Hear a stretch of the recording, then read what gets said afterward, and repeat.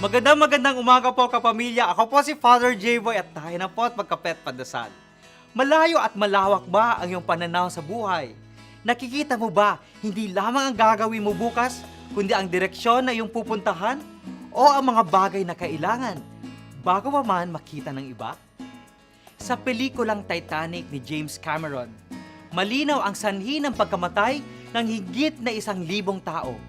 Hindi nila nakita sa malayo ang isang malaking yelo na naging sanhi ng paglubog. Hindi nakita ng mga tagapangasiwa ang malaking iceberg upang maiwasan ito o kaya may naiobrahin ang malaking barko para hindi nila ito mabangga. Bagaman mahalaga na alam mong anong gagawin mo sa darating na mga araw, mas mainam na nakikita mo rin ang mas malawak mong layunin sa buhay. Sa gayon, mapagpaplanuhan at mabibigyan ng direksyon at kahulugan ang anumang ginagawa natin.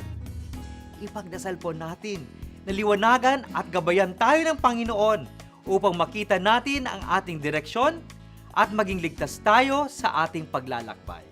Magandang umaga po.